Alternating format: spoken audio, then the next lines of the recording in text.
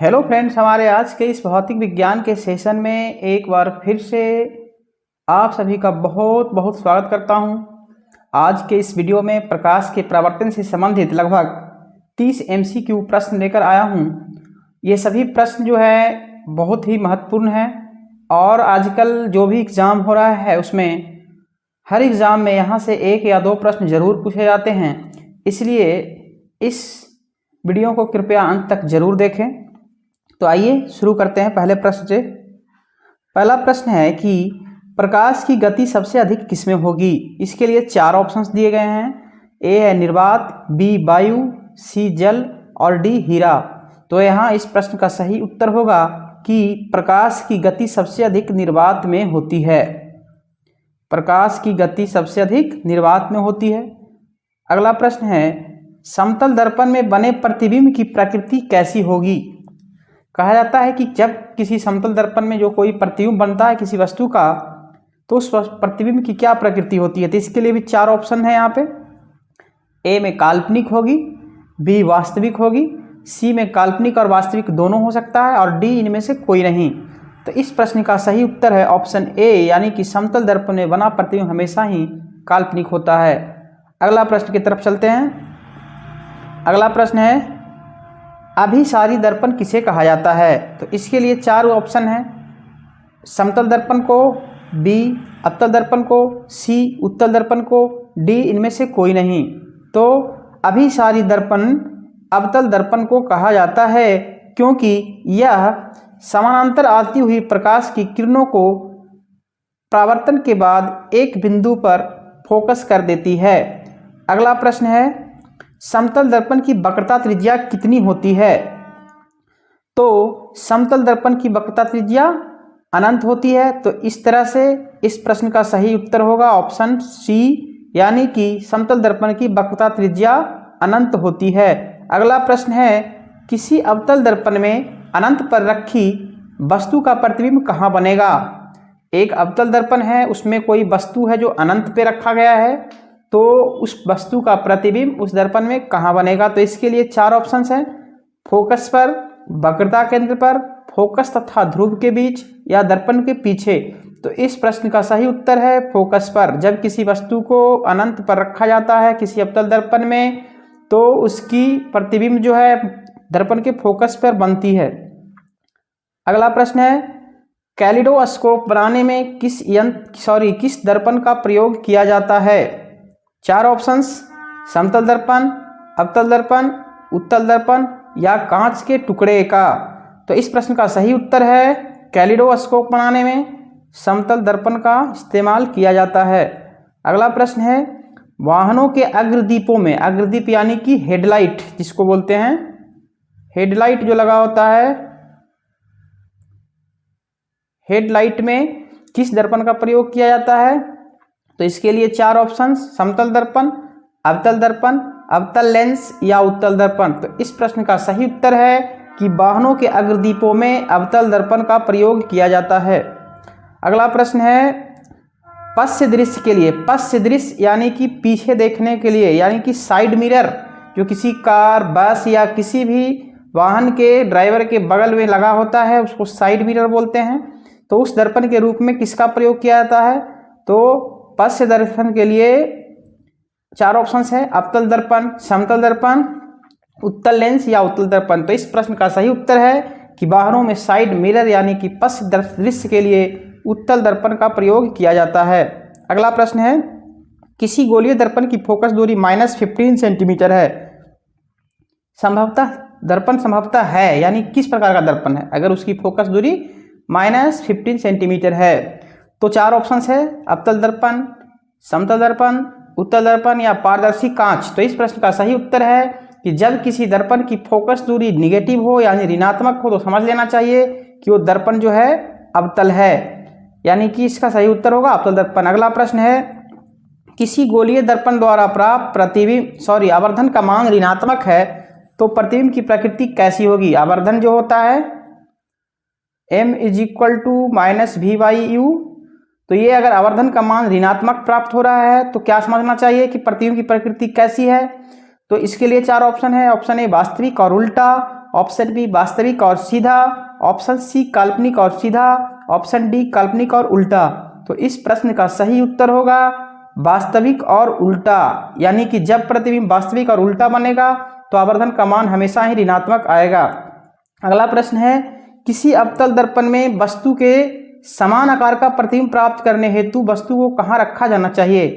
यानी कि जब कोई अवतल दर्पण है तो उसमें हमें जितना बड़ा वस्तु है उतना ही बड़ा प्रतिबिंब अगर देखना है तो वस्तु को कहाँ रखें। तो कहा जाता है इसके लिए 4 ऑप्शंस है, अनंत पर, फोकस पर, वक्रता केंद्र पर और फोकस के पीछे। तो इस प्रश्न का सही उत्तर है ऑप्शन सी यानी वक्रता केंद्र पर। अगला प्रश्न है, 2 समतल दर्पण एक दूसरे से 60 डिग्री के कोण पर आनत है, उसके बीच खड़े व्यक्ति का कितना प्रतिबिंब बनेगा। यानी कि 2 दर्पण है समतल दर्पण, उसके बीच का एंगल यानी थीटा दिया गया है 60 डिग्री, तो उनके बीच खड़े व्यक्ति का प्रतिबिंब निकालिए। तो नंबर ऑफ इमेजेस का फॉर्मूला मैं बताया था पिछले क्लास में, 360 बाई थीटा यानी कि 60 माइनस 1 यानी कि ये 6 माइनस 1 यानी कि ऑप्शन बी सही होगा। अगला प्रश्न है, उस उत्तल दर्पण की वक्रता त्रिज्या कितनी होगी जिसकी फोकस दूरी 20 सेंटीमीटर है। तो वक्रता त्रिज्या का फॉर्मूला क्या होता है किसी भी दर्पण के लिए, R is equal to 2 into F. तो एफ दिया गया है 20 सेंटीमीटर, तो 2 इंटू 20 सेंटीमीटर यानी कि 40 सेंटीमीटर।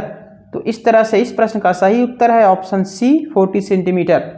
अगला प्रश्न है, किसी गोलीय दर्पण के लिए आवर्धन सूत्र होता है। आवर्धन सूत्र क्या होता है, मैं अभी पीछे इस बात का डिस्कशन कर चुका हूँ कि आवर्धन जिसको कि हम लोग m द्वारा सूचित करते हैं, तो किसी गोलीय दर्पण के लिए आवर्धन का फॉर्मूला होता है माइनस v बाई यू, जहाँ की v है प्रतिबिंब दूरी और u है वस्तु दूरी। और इसी फॉर्मूले को दूसरे तरीके से ऐसे भी लिखा जाता है, प्रतिबिंब की ऊंचाई यानी कि हाइट ऑफ इमेज बाई वस्तु की ऊंचाई यानी हाइट ऑफ ऑब्जेक्ट, और इसी को हम इस तरह से भी लिख सकते हैं। तो इस तरह से इस प्रश्न का सही उत्तर होगा ऑप्शन ए यानी कि माइनस v बाई यू। अगला प्रश्न है कि किसी 6 मीटर ऊंचे दीवार की पूरी प्रतिबिंब देखने के लिए कम से कम कितनी लंबाई के समतल दर्पण चाहिए। मेरे पास एक दीवार है, हम चाहते हैं कि हम अपने पास जो समतल दर्पण होता है उसमें उस दीवार का पूरा प्रतिबिंब देखें, तो उसके लिए कितना कम से कम कितने लंबे दर्पण चाहिए। तो दर्पण 6 मीटर है, तो सॉरी दीवार की ऊंचाई 6 मीटर है। तो इसके लिए याद रखिएगा कि जब किसी दीवार को देखना हो तो उसके लिए उस दीवार के ऊंचाई के 1/3 भाग यानी कि 6/3 यानी कि 2 मीटर लंबे दर्पण की आवश्यकता पड़ेगी। तो इस तरह से इस प्रश्न का सही उत्तर होगा ऑप्शन सी। और एक बात और, अगर आपको खुद का प्रतिबिंब देखना है तो उसके लिए याद रखना है कि आपकी लंबाई की आधी ही चाहिए, लेकिन दीवार के लिए दीवार की लंबाई की 1/3 चाहिए। अगला प्रश्न है, पेरिस्कोप बनाने में किस दर्पण का उपयोग किया जाता है। तो पेरिस के लिए 4 ऑप्शन है, अवतल दर्पण, उत्तल दर्पण, समतल दर्पण, इनमें से कोई नहीं। तो पेरिस्कोप बनाने के लिए समतल दर्पण का प्रयोग किया जाता है। अगला प्रश्न है, किसी गोलीय दर्पण का आवर्धन प्लस 0.5 है, यानी कि m दिया गया है प्लस 0.5। तो दर्पण में बने प्रतिबिंब की प्रकृति क्या होगी। यानी कि प्लस में है आवर्धन, यानी कि आवर्धन धनात्मक है, इसका मतलब है कि प्रतिबिंब की ऊंचाई भी धनात्मक होगी, और प्रतिबिंब की ऊंचाई धनात्मक तब होगी जब प्रतिबिंब सीधा होगा। तो इसमें देखते हैं सीधा किस किस में है, सीधा 2 ऑप्शन में है, लेकिन अब हमको इसमें से दोनों में से छांटना है। तो कहा जाता है कि काल्पनिक प्रतिबिंब जो होता है वो हमेशा सीधा होता है। तो इस तरह से इस प्रश्न का उत्तर होगा ऑप्शन ए यानी काल्पनिक और सीधा। अगला प्रश्न है, सौर भट्टियों में किस दर्पण का प्रयोग किया जाता है। सौर भट्टी यानी कि सोलर फर्नेस में, तो इसके लिए 4 ऑप्शन है, समतल दर्पण, अवतल दर्पण, उत्तल दर्पण और इनमें से कोई नहीं। तो सौर भट्टियों में जो है अवतल दर्पण का प्रयोग किया जाता है। अगला प्रश्न है, अनंत से आती प्रकाश किरण अवतल दर्पण से परावर्तन के बाद किस बिंदु पर अभिसरित होती है। अनंत से आती प्रकाश किरण, ये अवतल दर्पण है, इसमें अनंत से आती सभी प्रकाश किरणें परावर्तन के बाद एक खास बिंदु पर अभिसरित हो जाती है, जिसको हम लोग बोलते हैं दर्पण का फोकस। तो इस तरह से इस प्रश्न का सही उत्तर होगा ऑप्शन सी। अगला प्रश्न है, हमेशा आभासी तथा सीधा प्रतिबिंब किस दर्पण से प्राप्त होता है? आभासी तथा सीधा प्रतिबिंब हमेशा किससे प्राप्त होगा? तो इस प्रश्न का सही उत्तर होगा क्या? इसमें 4 ऑप्शन है, समतल दर्पण, अवतल दर्पण, उत्तल दर्पण और इनमें से कोई नहीं। देखिए इसमें ऑप्शंस में 2 ऑप्शन सही हैं, यानी कि समतल दर्पण से भी हमेशा हमको आभासी और सीधा ही प्रतिबिंब प्राप्त होगा और उत्तल दर्पण से भी हमेशा आभासी और सीधा प्रतिबिंब प्राप्त होता है। अगला प्रश्न है 20वां प्रश्न, किस दर्पण की फोकस दर्पण के पीछे होता है? कौन सा वह दर्पण है जिसका फोकस दर्पण के पीछे होगा? तो कहा जा रहा है 4 ऑप्शन से, अवतल दर्पण, समतल दर्पण, उत्तल दर्पण, अवतल और उत्तल दोनों। तो देखिए इसको इस तरह से समझते हैं कि जो उत्तल दर्पण होता है ये इस प्रकार का होता है। इसमें क्या होता है कि इसमें आती हुई प्रकाश की किरण इस तरह से परावर्तित होती है और जब इसको हम क्या करेंगे, पीछे की ओर मिलाएंगे तो यहाँ पे इसका फोकस होगा, यानी कि इस प्रश्न का सही उत्तर है उत्तल दर्पण। अगला प्रश्न है, प्रतिबिंब की ऊंचाई तथा वस्तु की ऊंचाई के अनुपात से कौन सी राशि प्राप्त होती है? प्रतिबिंब की ऊंचाई और वस्तु की ऊंचाई पीछे के स्लाइड में अभी डिस्कस कर चुका हूं मैं। HI/HO हमको क्या देता है? तो आवर्धन यानी कि m देता है। तो इस प्रश्न का सही उत्तर होगा ऑप्शन सी यानी कि आवर्धन। अगला प्रश्न है कि किसी दर्पण में बना प्रतिबिंब वास्तविक और उल्टा है तो दर्पण तथा आवर्धन होगा, यानी कि कोई दर्पण है उसमें जो प्रतिबिंब बन रहा है वो वास्तविक है और उल्टा भी है। तो आप बताइए कि वो दर्पण कैसा है और उसका आवर्धन कैसा होगा? तो देखिए प्रतिबिंब वास्तविक है यानी कि और क्या है, और उल्टा है यानी कि आवर्धन जो है ऋणात्मक होगा। तो ये बात तो समझ में आ गया कि जब प्रतिबिंब बनता है तो आवर्धन ऋणात्मक होता है, उल्टा बनता है तो इसमें दोनों ऑप्शन करेक्ट होना चाहिए। लेकिन अब इस दोनों में से सेलेक्ट करना है तो समतल दर्पण है,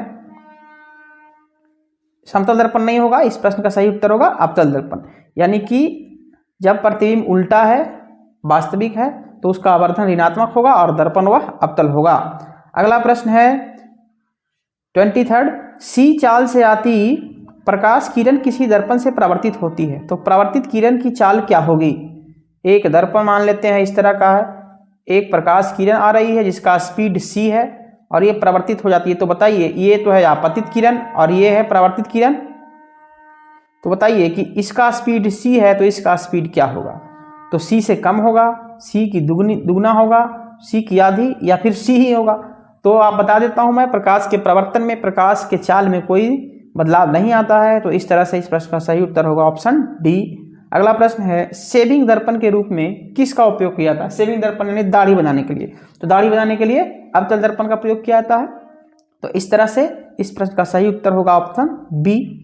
अगला है कि कोई प्रकाश किरण किसी दर्पण से परावर्तित होती है तो परावर्तन के बाद किस राशि में कोई परिवर्तन नहीं होगा?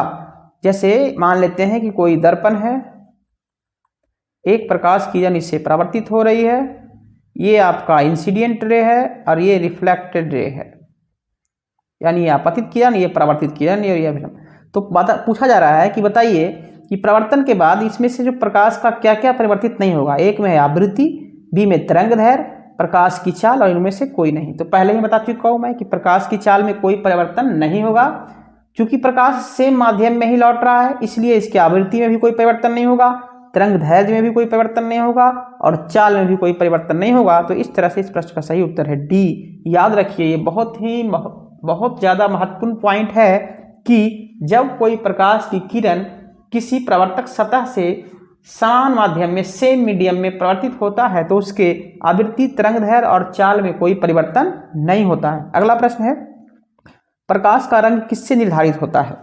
तो 4 ऑप्शंस दिए गए हैं, आयाम से, तरंगदैर्घ्य से, आवृत्ति से और वेग से। तो इसका सही उत्तर होगा तरंगदैर्घ्य से। तरंगदैर्घ्य की लंबाई के आधार पे ये डिसाइड होता है कि प्रकाश का रंग क्या होगा। अगला प्रश्न है, प्रकाश किस प्रकार की तरंगे हैं?